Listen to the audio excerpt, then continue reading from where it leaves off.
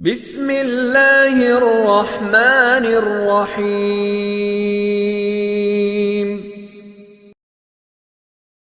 الحمد للہ وحدہ والصلاة والسلام علی من لا نبی بعدہ، اشہد ان لا الہ الا اللہ وحدہ لا شریک لہ واشہد ان محمدا عبدہ ورسولہ، اما بعد فاعوذ باللہ السمیع العلیم من الشیطان الرجیم، وَاعْلَمُوا أَنَّمَا غَنِمْتُم مِّن شَيْءٍ فَأَنَّ لِلَّهِ خُمُسَهُ وَلِلرَّسُولِ وَلِذِي الْقُرْبَى وَالْيَتَامَى وَالْمَسَاكِينِ وَابْنِ السَّبِيلِ۔ اللهم صل على محمد وأزواجه وذريته كما صليت على آل إبراهيم وبارك على محمد وأزواجه وذريته كما باركت على آل إبراهيم إنك حميد مجيد۔ رب اشرح لي صدري ويسر لي أمري واحلل عقدة من لساني يفقهوا قولي رب زدني علما۔ آج ہم انشاءاللہ الرحمن 10ویں پارے کا خلاصہ ذکر کریں گے۔ اللہ رب العالمین حق بات کہنے کی توفیق عطا فرمائے اور اس کے بعد ہم سب کو کتاب و سنت کے مطابق عمل کرنے کی توفیق عطا فرمائے۔ 10ویں پارے کا آغاز وَاعْلَمُوا أَنَّمَا غَنِمْتُم مِّن شَيْءٍ ان الفاظ سے ہوتا ہے۔ یہ سورۃ انفال ہی چل رہی ہے، 9ویں پارے میں ہی سورۃ انفال کا آغاز ہو چکا تھا، تو یہ سورۃ انفال کی 41 نمبر آیت ہے۔ اس میں اللہ رب العالمین نے غنیمت کے مال کی بات کی ہے اور پھر اس میں سے خمس نکالنے کا حکم دیا ہے۔ غنیمت وہ مال ہے جو کفار سے جنگ کی صورت میں حاصل ہو۔ اگر جنگ نہ ہو اور مال حاصل ہو جائے تو اسے مال فیء کہتے ہیں، جس کا ذکر سورۃ حشر میں آئے گا انشاءاللہ۔ اور بعض اوقات غنیمت اور فیء ایک دوسرے کے معنی میں بھی استعمال ہو جاتے ہیں۔ اصل میں غنم عربی زبان میں بھیڑ بکریوں کو کہتے ہیں۔ چونکہ عرب میں اکثر جنگ کے بعد جو جیتنے والا فریق ہوتا تھا اس کے قبضے میں بکریاں اور بھیڑیں آ جاتی تھیں، تو اس لیے یہ لفظ غنیمت اسی سے نکلا ہے اور اس کی وجہ سے اس کو مال غنیمت کہا جاتا ہے۔ بعد میں قبضے میں آنے والی ہر چیز کو غنیمت کہنے لگے گی۔ اس میں اللہ رب العالمین نے یہ بات ذکر فرمائی کہ جب قتال ہوگا تو ظاہری سی بات ہے مال بھی انسان کے ہاتھ لگے گا، تو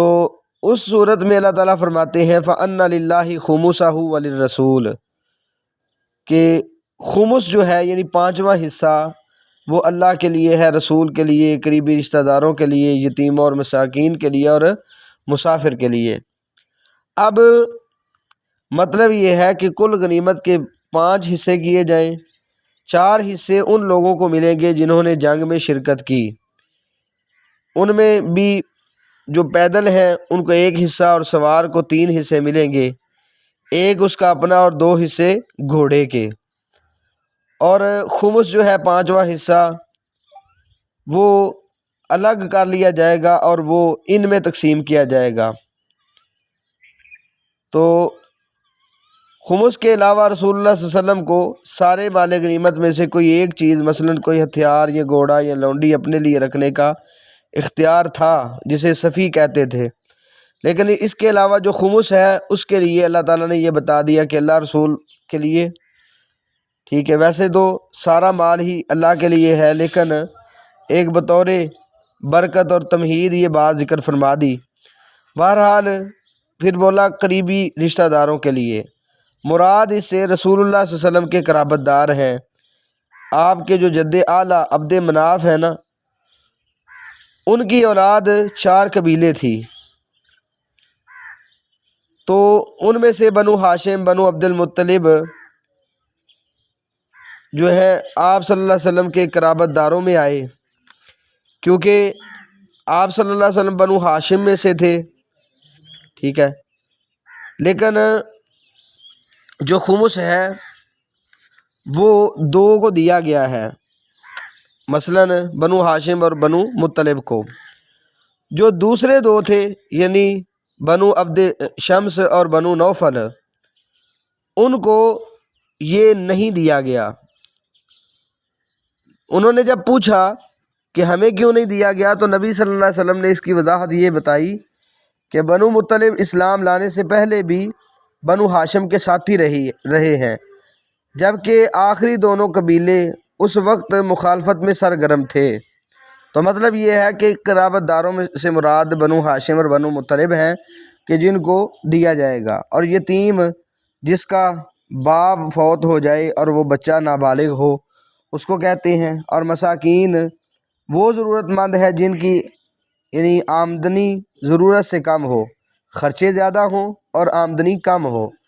اور ابن السبیل سے مراد راہ گیر مسافر ہے۔ باقی ان میں کیسے تقسیم کیا جائے گا، جیسے خلیفہ وقت اور امام چاہے گا حسب ضرورت خرچ کر سکے گا،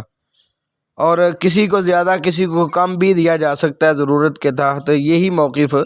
امام ابن تیمیہ رحمۃ اللہ علیہ کا اور امام ابن کثیر رحمۃ اللہ علیہ کا ہے۔ باقی بہرحال اس پہلے رکوع کے اندر اللہ سبحانہ و تعالیٰ نے کئی چیزوں کا ذکر کیا، جن میں سے ایک اس جنگ بدر کے محل وقوع کا ذکر کیا، اور اس کے بعد اللہ سبحانہ و تعالیٰ نے اس کی ایک وجہ بتا دی کہ اللہ سبحانہ و تعالیٰ نے یہ کام کیوں لیا، تاکہ حق کا حق ہونا واضح ہو جائے اور باطل کا باطل ہونا واضح ہو جائے۔ دوسرے رکوع کے اندر اللہ سبحانہ و تعالیٰ نے جنگ کے کچھ آداب بتائے ہیں کہ ایمان والو جب تم کسی گروہ سے لڑائی کرتے ہو تو کیا کرو۔ سب سے پہلا ایک اصول ذکر کیا اور ادب بتایا، فَاثْبُتُوا، کہ تم نے ثابت قدم رہنا ہے، ڈٹ کے مقابلہ کرنا ہے، اور دوسرا ادب یہ بتایا، وَاذْكُرُوا اللَّهَ كَثِيرًا لَعَلَّكُمْ تُفْلِحُونَ، اللہ کا کثرت سے ذکر کرنا ہے تاکہ تم کامیاب ہو سکو۔ تیسری صورت بتائی، اطیعوا اللہ و رسولہ، تیسرا ادب یہ ہے کہ تم نے اللہ اور اس کے رسول کی بات ماننی ہے۔ چوتھی، وَلَا تَنَازَعُوا فَتَفْشَلُوا وَتَذْهَبَ رِيحُكُمْ، آپس میں نہیں جھگڑنا۔ جب دشمن سے قتال ہونا ہے تو پھر آپس میں جھگڑنے کی صورت نہیں ہونی چاہیے، یہ جھگڑے باہمی ختم کریں، وگرنہ پھسل جاؤ گے، ہمت ہار جاؤ گے، تمہارا رعب اور دبدبہ ختم ہو جائے گا۔ اور پانچواں ادب یہ بتایا، وَاصْبِرُوا، اور تم نے صبر بھی کرنا ہے۔ جنگ کے دوران کوئی تکلیف بھی پہنچ سکتی ہے، بے صبری کا مظاہرہ نہیں کرنا بلکہ صبر کے ساتھ کام کرنا ہے۔ انشاءاللہ اللہ تعالیٰ کی مدد اور اس کا ساتھ تمہارے یعنی ساتھ ہی رہے گا، اللہ تعالیٰ کی مدد تمہارے ساتھ رہے گی۔ پھر فرمایا، وَلَا تَكُونُوا كَالَّذِينَ خَرَجُوا مِن دِيَارِهِمْ بَطَرًا وَرِيَاءَ النَّاسِ، تم نے ان لوگوں کی طرح نہیں بننا جو اپنے گھروں سے کس لیے آئے تھے، اکڑتے ہوئے، لوگوں کو دکھانے کے لیے کہ ہم بڑے بہادر ہیں، اور اللہ کے رستے سے روکنے کے لیے۔ یہ کفار کا ایک انداز اور مشرکین مکہ کا ایک انداز اللہ رب العالمین نے بیان فرمایا کہ وہ اس لیے آئے تھے اور اس انداز سے آئے تھے۔ کہا تمہارا مقصد یہ نہیں ہونا چاہیے بلکہ تمہارا مقصد غلبہ دین، اللہ کی رضا ہونا چاہیے، اور اللہ کے رستے کے لیے لوگوں کو آسانیاں پیدا کرنا مقصود ہو۔ پھر اللہ رب العالمین نے جنگ بدر میں شیطان کا کردار بتایا کہ اس نے ان کو بہت زیادہ ترغیب دی، ان کو ابھارا، ان کے اعمال کو مزین کیا، اور ساتھ یہ ان کو کہا کہ آج تم پر کوئی غالب نہیں آنے والا، میں بھی تمہارا حمایتی ہوں۔ لیکن جیسے ہی اس نے فرشتوں کو اترتے ہوئے دیکھا تو وہ پیٹھ پھیر کے بھاگ گیا اور کہا، میں وہ چیز دیکھ رہا ہوں جو تم نہیں دیکھتے، مجھے اللہ سے ڈر لگتا ہے۔ یہ بات اس نے بہرحال کہی، ممکن ہے کہ اس کے ذہن میں یہی ہو کہ شاید ابھی قیامت آ گئی ہے۔ فرشتوں کا نزول جب دیکھا تو اس نے یہ بات کہہ دی، وگرنہ ایسی صورتحال یعنی کہ اللہ سے ڈرنے والی کیا ہے، اس نے خود مہلت مانگی ہے اور قیامت تک کی مہلت مانگی ہے، اور وہ جہنم کا ایندھن بننے والا ہے۔ تیسرے رکوع کے اندر اللہ رب العالمین نے منافقین کا ذکر کیا، اور خصوصاً جو کفار ہیں ان کی موت کا ذکر کیا کہ جب ان کے پاس فرشتے آتے ہیں ان کی روحوں کو قبض کرنے کے لیے، یضربون وجوہہم وادبارہم، ان کے چہروں پہ بھی تھپڑ مارتے ہیں اور ان کی پشتوں پہ بھی مارتے ہیں۔ وجہ کیا ہے؟ ان کی بدعمالیوں کی وجہ سے، یعنی ان کی بدعمالیاں اس سزا کی وجہ بنی ہیں۔ اور اللہ تعالیٰ نے یہ بھی بتایا کہ ان کفار مکہ کی حالت آل فرعون کی حالت کی طرح ہے، وہ بھی ظالم ٹھہرے اور انہوں نے بھی اللہ کا کفر کیا تو اللہ رب العالمین نے ان کے گناہوں کی وجہ سے ان کو پکڑ لیا۔ پھر یہ بات بتا دی کہ اللہ تعالیٰ کسی پر اگر نعمت کرتا ہے تو اللہ تعالیٰ اس نعمت کو چھینتا نہیں، حتیٰ یغیروا ما بانفسہم، جب تک لوگ بذات خود اس نعمت کو نہ تبدیل کر دیں۔ مطلب اپنی بدعمالیاں جب کریں گے تو بدعمالیوں کے سبب ان سے نعمتیں چھن سکتی ہیں، وگرنہ اللہ رب العالمین نعمت کر کے چھینتا نہیں ہے۔ پھر جو بندہ خیانت کرتا ہے یا بدعہدی کرتا ہے ایسے شخص سے، یعنی آپ کو خیانت کرنے کا یعنی مقابلے میں ایسا انداز اپنانے کا اللہ رب العالمین نے یہاں اجازت نامہ فراہم کیا ہے کہ آپ بھی ایسا کر سکتے ہیں۔ چوتھے رکوع کے اندر اللہ رب العالمین نے مسلمانوں کو تیاری رکھنے کا حکم دیا ہے، کہا جتنی تمہاری طاقت ہے، جتنی استطاعت ہے تم تیاری رکھو، جہاد کے لیے اپنے آپ کو تیار رکھو اور گھوڑے باندھ کے رکھو۔ اس کے ساتھ تم اپنے اور اپنے رب کے دشمنوں کو یعنی کفار کو تم ڈرا کے رکھو گے، اور کئی اور جو ہیں جو ابھی تمہارے دشمن نہیں ہیں لیکن ان کے دل میں یہ بات آ سکتی ہے، ان کے دل میں مسلمانوں کو ختم کرنے کا جذبہ آ سکتا ہے۔ کہا جب تم اس طرح کی تیاری رکھو گے، گھوڑے باندھ کے رکھو گے، تمہاری تیاری دیکھ کے دشمن ویسے ہی لڑنے سے ڈرتے رہیں گے، تمہارے خلاف آنے سے ڈرتے رہیں گے۔ باقی ساتھ یہ بھی بتا دیا کہ اگر کوئی بندہ صلح نامہ پیش کرے، تمہارے ساتھ امن چاہتا ہے، وہ تمہارے ساتھ لڑائی نہیں کرنا چاہتا، تو آپ نے لڑائی نہیں کرنی بلکہ آپ نرمی اختیار کریں، آپ صلح کی اس کی پیشکش کو قبول کر لیں اور اللہ پہ بھروسہ کریں۔ تو مطلب یہ ہے کہ اسلام کا نقطہ نظر صرف لوگوں کو قتل کرنا یا لوگوں کو ختم کرنا نہیں ہے، مقصود غلبہ دین ہے، اور جو لوگ خیانت کرنے والے تھے یا ظالم تھے، لوگوں کے حقوق کو غصب کرتے تھے، ان لوگوں کی اس جرم کو روکنا تھا، ان نقصانات کو روکنا تھا۔ باقی جو ان کے دلوں میں یعنی محبت پیدا ہوئی ہے یا کوئی لوگ دین کے قریب آئے ہیں تو کہا یہ سارا اللہ رب العالمین نے کیا، وگرنہ آپ زمین کے براؤ کے مطابق بھی خرچ کر لیتے تو ان کے دل میں آپ محبت نہیں ڈال سکتے تھے۔ پانچویں رکوع کے اندر اللہ رب العالمین نے اپنے نبی صلی اللہ علیہ وسلم سے خطاب کرتے ہوئے کہا کہ آپ مومنوں کو قتال پر ابھاریں۔ اگر تم میں سے 20 صابرون یعنی 20 ہوں اور ڈٹنے والے ہوں، صبر کرنے والے ہوں، فرمایا اللہ تعالیٰ کی مدد سے، اللہ تعالیٰ کی رحمت سے وہ 200 پر غالب آئیں گے، اور اگر یہ 100 ہوں گے تو 1000 پر غالب آئیں گے۔ لیکن یہ تعداد مسلمانوں کے لیے ذرا گراں گزری، کیسے ہو سکتا ہے۔ بہرحال جب دلوں میں تھوڑی سی کمزوری رب نے دیکھی تو تھوڑی سی تخفیف کی، کہا تم میں سے اگر 100 ہوں گے ڈٹنے والے تو وہ 200 پہ غالب آئیں گے، اور اگر تم 1000 ہوگے تو 2000 پہ بہرحال غالب آ جاؤ گے۔ یہ اللہ تعالیٰ نے مدد کی بات کر کے امت کو، مسلمانوں کو قتال کے لیے، جہاد کے لیے ابھارا ہے۔ پھر بدر کے قیدیوں کے حوالے سے بات کی کہ ان کو مال لے کر چھوڑنا نہیں چاہیے تھا، مقصود یہ نہیں ہونا چاہیے تھا کہ مال حاصل ہوگا یا مال غنیمت ملے گا، اور اس طرح کا انداز ذہن میں نہیں ہونا چاہیے تھا۔ باقی یہ ہے کہ اگر وہ نہیں مانتے، اللہ کے دشمن بنے ہیں اور مسلمانوں کو ختم کرنے کے ارادے سے آئے ہیں، تو ایسے لوگوں کا انجام تو یہ ہونا چاہیے تھا کہ ان کو قتل کر دیا جاتا۔ بہرحال یہ انداز اللہ رب العالمین نے ذکر فرما دیا اور اصول بتا دیا کہ اس طرح کا انداز نہیں ہونا چاہیے کہ مال کی وجہ سے انسان ایسے لوگوں کو چھوڑتا پھرے۔ باقی اس میں یہ بھی بتا دیا کہ مال غنیمت تمہارے لیے حلال ہے، دیگر امتوں کے لیے مال غنیمت کی حلت نہیں تھی، تو اللہ سبحانہ وتعالیٰ نے اس نبی اور نبی کے امتیوں کو مال غنیمت کی اجازت دے دی۔ پھر چھٹے رکوع میں اللہ سبحانہ وتعالیٰ نے ایمان والوں کی اور ہجرت کرنے والوں کی اور جہاد کرنے والوں کی فضیلت بیان کی، اور اسی طرح جو ان کے مددگار ٹھہرتے ہیں اور مجاہدین کی مدد کرتے ہیں، اللہ رب العالمین نے ان کی فضیلت بیان فرمائی، اور خصوصاً کہا کہ اگر آپ سے مسلمان مدد طلب کرتے ہیں، وہ کہتے ہیں ہماری مدد کیجیے، تو ایسے لوگوں کی مدد کرنا تم پر لازم ہے۔ اور اس کے بعد کفار کا انداز بھی بتا دیا پھر اس کے بعد اختتام اس صورت کا اللہ رب العالمین نے اس مفہوم میں کیا کہ حقیقی مومن وہ ہیں جو اللہ کے راستے میں ایمان لانے کے بعد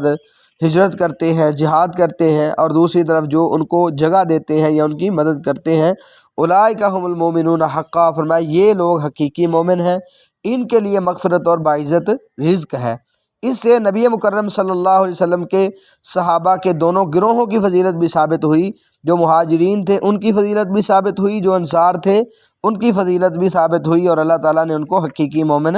قرار دیا۔ اس کے بعد 7ویں رکوع میں سورۃ توبہ کا آغاز ہوتا ہے۔ سورۃ توبہ کے شروع میں بسم اللہ نبی کریم صلی اللہ علیہ وسلم نے نہیں لکھوائی اور صحابہ نے نہیں لکھی۔ باقی اس کی وجہ کیا ہے، بعض نے کہا ہے کہ اس کے اندر مضمون اصل میں دونوں صورتوں میں ایک ہی تھا، تو اس طرح بسم اللہ نہیں لکھی گئی، اور بھی بہرحال مفہوم ذکر کیے گئے ہیں۔ درست مفہوم یہی ہے کہ نبی مکرم صلی اللہ علیہ وسلم نے نہیں لکھوائی، اور اسی لیے نبی صلی اللہ علیہ وسلم کے صحابہ نے نہیں لکھی۔ پھر آغاز میں ہی اعلان براءت ہوا ہے مشرکین سے، اور ان کو 4 ماہ کی مدت دی گئی کہ 4 ماہ تک جیسے تم چلنا پھرنا چاہتے ہو چل پھر لو، اس کے بعد تمہارے خلاف یعنی یہ جہاد کا انداز اپنایا جائے گا، پھر تمہارا جو ہے نا تمہارے خلاف گھراؤ کیا جائے گا۔ اور یہاں حج اکبر کی بات کی، جس سے عام حج مراد ہے۔ ہمارے ہاں حج اکبر اسے کہتے ہیں کہ جمعے والے دن حج آ جائے تو کہتے ہیں حج اکبر ہے، جبکہ حج اکبر عام حج کو کہتے ہیں اور حج اصغر عمرے کو کہتے ہیں۔ پھر یہ بتا دیا کہ جب حرمت والے مہینے ختم ہو جائیں، ان کی مہلت ختم ہو جائے گی، تو مشرکین کو آپ نے پھر قتل کرنا ہے۔ اگر وہ توبہ کر لیتے ہیں اور نماز قائم کرتے ہیں، زکوٰۃ ادا کرتے ہیں، یعنی اگر وہ اصلاح چاہتے ہیں، پھر قتل کرنے کی ضرورت نہیں ہے، پھر تو تمہارے یعنی بھائی بن جائیں گے، پھر آپ نے ان کے راستے کو چھوڑ دینا ہے۔ اور پھر ساتھ ساتھ یہ بھی بتا دیا کہ آپ نے جب قتال کرنا ہے، ممکن ہے کوئی پناہ مانگ لے آپ سے اور کہے میری جان بخش دیں آپ، مجھے آپ پناہ دے دیں، تو کہا اگر آپ سے کوئی پناہ مانگتا ہے تو آپ اسے پناہ دے دیں، وہ اللہ کے کلام کو سنیں، ٹھیک ہے، اس کے بعد آپ امن تک اسے پہنچا دیں، امن والی جگہ تک پہنچا دیں۔ تو یہ انداز بھی ہے کہ مقصود صرف قتل کرنا ہی نہیں ہے، بلکہ لوگوں کو درست راستے پہ لانا مقصود ہے۔ 8ویں رکوع کے اندر اللہ رب العالمین نے کئی چیزوں کا ذکر کیا، یہ بھی جہاد کے متعلقہ ہیں اور عہد اور معاہدے کے متعلقہ ہیں، اور ساتھ بتایا ہے اللہ تعالیٰ نے کہ تمہارا بھائی کون ہے۔ کہا اصل میں تمہارے بھائی اور دین میں تمہارے اخوان وہ ہیں کہ جو توبہ کرتے ہیں، نماز قائم کرتے ہیں اور زکوٰۃ ادا کرتے ہیں، لیکن اگر کوئی بد عہدی کرتا ہے یا معاہدہ توڑ دیتا ہے تو ایسے لوگوں پر اللہ تعالیٰ نے قتال کرنے کا، ایسے لوگوں کے خلاف قتال کرنے کا حکم دیا ہے جو دین پر طعن کرتے ہیں یا عہد توڑتے ہیں۔ فرمایا فَقَاتِلُوا أَئِمَّةَ الْكُفْرِ إِنَّهُمْ لَا أَيْمَانَ لَهُمْ، ان کے کوئی عہد و پیمان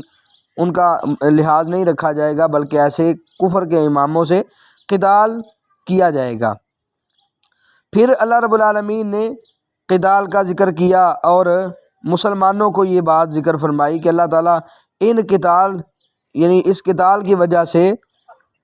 ان کفار کو تکلیف دینا چاہتے ہیں، تمہارے ہاتھوں سے انہیں عذاب دینا چاہتے ہیں، انہیں رسوا کرنا چاہتے ہیں،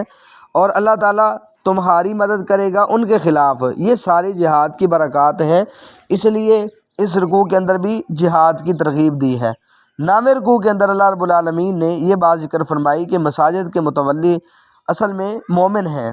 مشرکین مکہ کو یہ تھا کہ ہم بیت اللہ کی پاسبانی کرتے ہیں، اس کا خیال رکھتے ہیں، تو یہ بہت بڑا کام ہے۔ تو اللہ تعالیٰ فرماتے ہیں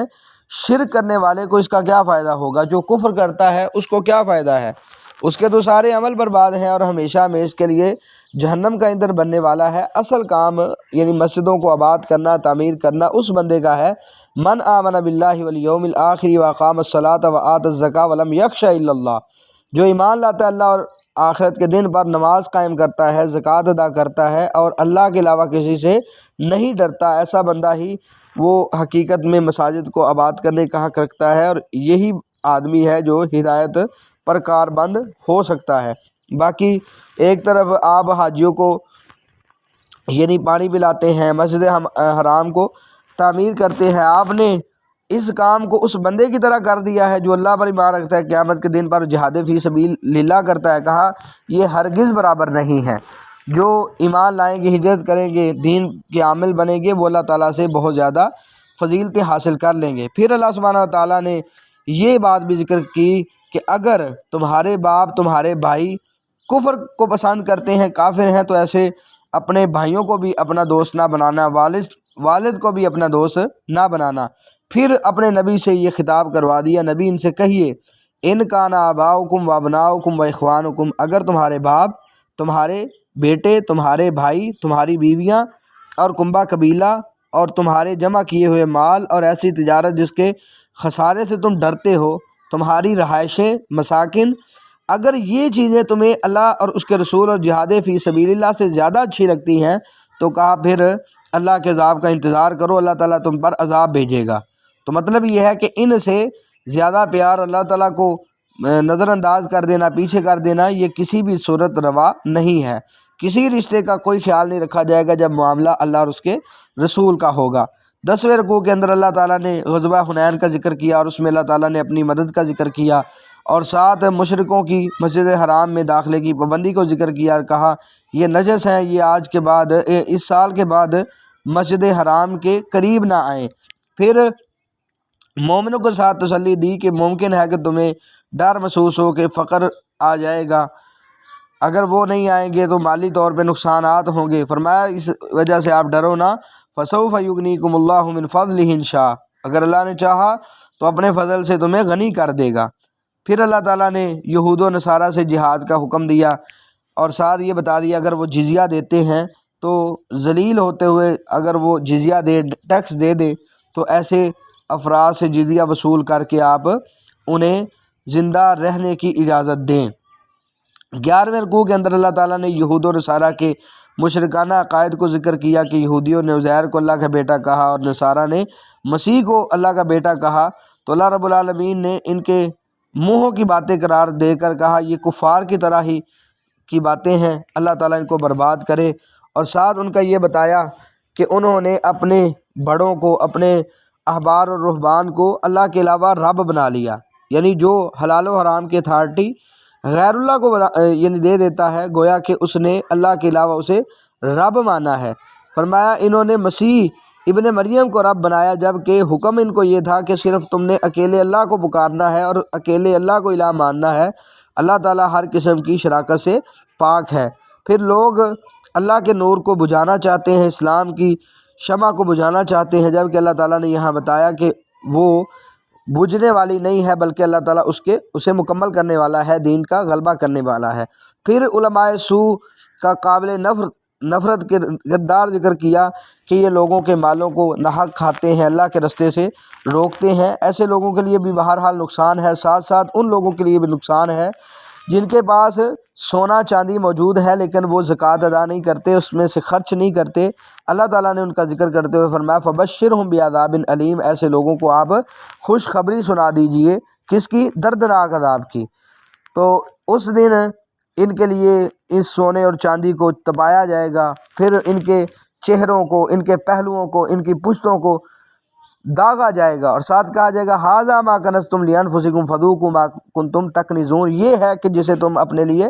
یعنی کنز بنا کے رکھتے تھے اور خرچ نہیں کرتے تھے۔ پھر اللہ تعالیٰ نے حرمت والے مہینوں کی تقدیس کا ذکر کیا اور کہا اصل مہینے 12 ہیں، ان میں سے 4 حرمت والے ہیں۔ حدیث نے بتا دیا کہ 4 حرمت والے مہینوں میں سے 3 تو اکٹھے آتے ہیں، ذوالقعدہ، ذوالحجہ اور محرم، اور چوتھا مہینہ رجب کا مہینہ ہے۔ بہرحال اس کے لیے بھی آپ نے خیال رکھنا ہے، اس کی حرمت کا خیال رکھنا ہے، اس کی حرمت کو پامال نہیں کرنا۔ 12ویں رکوع کے اندر اللہ تعالیٰ نے جہاد سے پیچھے رہنے والوں کی مذمت بیان کی ہے، اور پھر نبی مکرم صلی اللہ علیہ وسلم کی ہجرت کا ذکر کیا، اور پھر غار ثور کا ذکر کیا جس میں نبی مکرم صلی اللہ علیہ وسلم اور صدیق تھے، اور اس میں سیدنا ابوبکر صدیق رضی اللہ تعالیٰ عنہ کی فضیلت کا بھی ذکر ہے۔ اور اسی طرح اللہ تعالیٰ نے مومنوں کو حکم دیا کہ آپ بھاری ہیں یا ہلکے ہیں، جس طرح بھی ہیں جہاد کریں، اس کے لیے نکلیں، اللہ رب العالمین یہ تمہارے لیے بہتر بنا دے گا اور اللہ تعالیٰ تمہارے لیے آسانیاں کر دے گا۔ لیکن ساتھ ساتھ منافقین کا جہاد سے فرار ہونا اور اس میں کوشش کرنا کہ کسی نہ کسی طریقے جان چھوٹ جائے، وہ بھی اللہ تعالیٰ نے ذکر کر دیا۔ اسی طرح کا جو مضمون ہے 13ویں رکوع کے اندر بھی بیان ہوا کہ منافقین کا انداز کیا ہے کہ یہ ہر صورت جہاد سے پیچھے رہنا چاہتے ہیں۔ یہ کسی نہ کسی طریقے سے وہ چاہتے ہیں کہ ہم جہاد نہ ہی کریں، اور اگر تمہیں کوئی تکلیف پہنچتی ہے اس سے خوش ہوتے ہیں، اور تمہارے لیے کسی قسم کی آسانی وہ پسند نہیں کرتے۔ اور انداز ان کا یہ ہے کہ اول تو خرچ نہیں کرتے، اور ایسے لوگوں کے خرچ کیے ہوئے کو بھی اللہ تعالیٰ قبول نہیں کرتا۔ کس لیے کہ انہوں نے کفر کیا اللہ تعالیٰ کا، رسول اللہ کا، اور نماز پڑھتے ہیں تو سستی کی حالت میں، اور اگر ان کو خرچ کرنا بھی پڑتا ہے تو ناپسندیدگی کے انداز میں، اور خود خرچ نہیں کرتے، اور جو مومن خرچ کرتے ہیں ان پر مختلف قسم کے تانے اور مختلف قسم کی تنقیدیں کرتے ہیں۔ یہ انداز اللہ رب العالمین نے ان منافقوں کا ذکر کیا۔ 14ویں رکوع کے اندر اللہ سبحانہ و تعالیٰ نے صدقات کے مستحقین کا ذکر کیا کہ کون صدقے کے مستحق ہیں۔ ان میں سے سب سے پہلے ذکر کیا فقراء کا، پھر مساکین کا، پھر جو ان کے اوپر عامل ہیں، اور اسی طرح کہا تالیف قلب کی صورت میں، یعنی دل کو مائل کرنے کے لیے اور دل میں الفت ڈالنے کے لیے اگر آپ خرچ کرتے ہیں، اور اسی طرح گردنیں چھڑانے میں، جو کوئی غلام ہے مومن اس کو آزاد کرنے میں بھی یہ زکوٰۃ کا مال آپ لگا سکتے ہیں۔ اسی طرح جس پر چٹی بڑھ جاتی ہے یا اتنا مقروض ہو گیا کہ اس کے پاس مال نہیں، اس کو بھی آپ اس کے ساتھ بھی تعاون کر سکتے ہیں۔ اور اسی طرح اللہ کے راستے میں لڑنے والے جو جہاد کرنے والے ہیں ان کے ساتھ بھی تعاون کرنا ہے، اور اسی میں حج اور دیگر دینی کئی کام بھی آ جاتے ہیں۔ اور وابن سبیل سے مراد مسافر ہے۔ تو یہ اللہ تعالیٰ نے ذکر کرنے کے بعد پھر منافقوں کا انداز بتایا، اور ان کے شریعت کے استہزاء کو ذکر کیا کہ وہ شریعت کا مذاق اڑاتے ہیں، اور اگر ان سے پوچھا جاتا ہے کہ یہ تم کیوں کر رہے ہو ایسے، تو وہ کہتے ہیں ہم تو ویسے ہی کھیلتے ہیں، ویسے ہی بات ہنسی میں کر دیتے ہیں۔ تو اللہ تعالیٰ نے جواب میں یہ بات ارشاد فرمائی، قل اباللہ وآیاتہ ورسولہ کنتم تستہزئون، کہ کیا اللہ کے ساتھ اور اس کی آیات اور اس کے رسول کے ساتھ مذاق کرتے ہو؟ لا تعتذروا قد کفرتم بعد ایمانکم، تمہارے اس جرم کی وجہ سے تم نے ایمان کے بعد کفر کیا ہے، اس لیے یہ عذر پیش نہ کرو۔ تو مطلب یہ ہے کہ جو شریعت کا مذاق اڑاتا ہے گویا کہ وہ اسلام سے خارج ہوتا ہے، ایسے بندے کو اپنی فکر کرنی چاہیے۔ پھر 15ویں رکوع کے اندر اللہ رب العالمین نے منافقوں کا نصب العین اور ان کا انجام ذکر کیا کہ یہ برائی کا حکم دیتے ہیں، نیکی سے روکتے ہیں، اور اپنے ہاتھوں کو روک کے رکھتے ہیں، مطلب خرچ نہیں کرتے۔ ایسے منافقوں کے لیے اللہ رب العالمین نے جہنم کی آگ تیار کی ہے جس میں ہمیشہ ہمیشہ وہ رہنے والے ہیں۔ پھر مومنوں کا انداز بتا دیا کہ مومن کون ہوتے ہیں، کہا یہ ایک تو مومن آپس میں ایک دوسرے کے دوست ہوتے ہیں، نیکی کا حکم دیتے ہیں، برائی سے روکتے ہیں، نماز قائم کرتے ہیں، زکوٰۃ ادا کرتے ہیں، اور اللہ اور اس کے رسول کی اطاعت کرتے ہیں۔ فرمایا ایسے لوگوں پر اللہ تعالیٰ رحمت کرے گا، اور ایسے لوگوں کے ساتھ اللہ تعالیٰ نے جنتوں کا وعدہ کیا ہے جس میں ہمیشہ ہمیشہ رہیں گے، اور جنت میں خصوصی طور پہ جا کے اللہ کی رضامندی جو بہت بڑی نعمت ہوگی کہ اللہ تعالیٰ ان سے راضی ہوگا، پھر کبھی ناراضی کی صورت پیدا نہیں ہوگی۔ 16 رکوع کے اندر اللہ تعالیٰ نے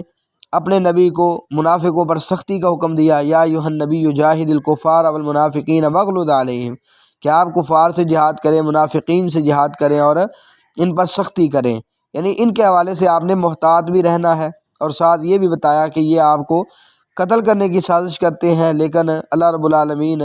آپ کو ان سازشوں سے، ان پراپوگنڈوں سے محفوظ رکھتا ہے۔ پھر یہ بتا دیا کہ اگر یہ توبہ کریں، اصلاح کریں تو یہ ان کے لیے بہتر ہوگا، لیکن اگر انہوں نے منہ موڑا، نہ دنیا میں سمجھنا چاہے، تو پھر دنیا اور آخرت دونوں کی ذلت ان کو اٹھانی پڑے گی، اور اللہ تعالیٰ ان کو دردناک عذاب چکھائے گا۔ پھر منافقوں کا انداز وہ ذکر کیا کہ یہ انفاق کے مدعی ہیں لیکن جھوٹے مدعی ہیں۔ یہ چاہتے ہیں کہ یعنی کہتے یہ ہے کہ اگر ہمارے پاس ہوتا تو ہم بھی ضرور خرچ کرتے۔ یہ ان کے منہوں کی باتیں ہیں، حقیقت میں یہ کچھ کرنا ہی نہیں چاہتے، یہ اللہ رب العالمین کے راستے میں خرچ نہیں کرنا چاہتے۔ تو یہ بھی بہرحال ان کی بدعمالیاں ذکر کی ہیں، اور پھر صدقات پر جو تان کرتے ہیں ان کا ذکر کیا، اور پھر یہ بتایا کہ نبی آپ ان کے لیے استغفار کریں یا نہ کریں، آپ 70 بار بھی استغفار کریں تو اللہ تعالیٰ ان کو معاف نہیں کرے گا۔ تو عبداللہ بن ابی منافق کا جنازہ رسول اللہ صلی اللہ علیہ وسلم نے پڑھایا تھا لیکن مغفرت نہیں ملی تھی۔ اور 17ویں رکوع کے اندر اللہ تعالیٰ نے ایک تو جہاد سے پیچھے رہنے والوں کو یہ ان کی مذمت بیان کی، اور کہا یہ کہتے ہیں جی گرمی بہت زیادہ ہے ابھی نہیں نکلنا چاہیے، کہا ان سے کہیے نار جہنم اشد حرا لو کانوا یفقہون، جہنم کی آگ اس سے بھی سخت ہے، مطلب آج تم گرمی کی وجہ سے جہاد سے اگر پیچھے رہو گے تو یاد رکھنا جہنم کی آگ اس سے بھی سخت ہے۔ آج کی صورتحال کو بھی مد نظر رکھے، حالات مسلمانوں کے بہت ہی پریشان کن ہیں، لیکن جہاد سے کرنا جو ہے نا اپنے آپ کو دور رکھتے ہیں، مسلمان جہاد سے دور ہیں۔ آج جن وجوہات کی بنا پر ذلت اٹھا رہے ہیں اور نقصانات اٹھا رہے ہیں، پھر اللہ رب العالمین نے منافقوں کی نماز جنازہ سے روک دیا اور کہا وَلَا تُصَلِّ عَلَىٰ أَحَدٍ مِّنْهُمْ مَاتَ أَبَدًا وَلَا تَقُمْ عَلَىٰ قَبْرِهِ، آپ نے ان میں سے کسی کے نماز جنازہ بھی نہیں پڑھنی اور قبر پہ کھڑے بھی نہیں ہونا، کیوں؟ اِنَّهُمْ كَفَرُوا بِاللَّهِ وَرَسُولِهِ وَمَاتُوا وَهُمْ فَاسِقُونَ، کیونکہ یہ کفر کی حالت میں اور فسق کی حالت میں فوت ہوئے ہیں۔ اور 18ویں رکوع کے اندر یعنی آخری رکوع جو اس پارے کا ہے، اس میں اللہ سبحانہ وتعالیٰ نے بعض ان لوگوں کی عذر کی بات کی ہے کہ جنہوں نے